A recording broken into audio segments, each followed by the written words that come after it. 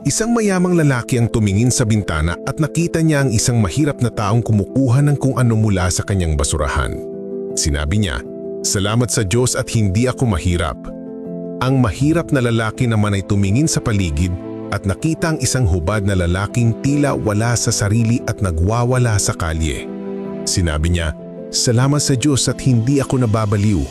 Ang taong nawawalan ng katinwan ay tumingin sa unahan at nakita ang isang ambulansyang may dalang pasyente. Sinabi niya, "Salamat sa Diyos at hindi ako may sakit." Pagkatapos, ang isang may sakit sa ospital ay nakita ang trolley na may dalang bangkay papunta sa morgue. Sinabi niya, "Salamat sa Diyos at hindi pa ako patay." Tanging ang taong patay lamang ang hindi na makakapagpasalamat sa Diyos. Bakit hindi ka magpasalamat sa Diyos ngayon para sa lahat ng pagpapalang natanggap mo at para sa regalo ng buhay, para sa panibagong magandang araw? Ano ba talaga ang buhay? Para mas maunawaan mo ang buhay, kailangan mong pumunta sa 3 lugar. Una, ospital. Pangalawa, bilungguan. Pangatlo, sementeryo.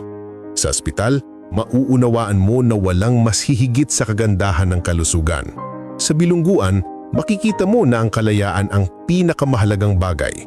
Sa sementeryo, mapagtatanto mo na ang buhay ay walang anumang pinanghahawakan. Ang lupang tinatapakan natin ngayon ay magiging bubong natin balang araw. Malungkot na katotohanan, lahat tayo ay dumarating sa mundo na walang dala at aalis din na walang madadala. Kaya naman, manatili tayong mapagpakumbaba at laging magpasalamat sa Diyos sa lahat ng sandali at sa lahat ng bagay. Pakiusap, ibahagi mo ito sa iba at ipaalam sa kanila na mahal sila ng Diyos.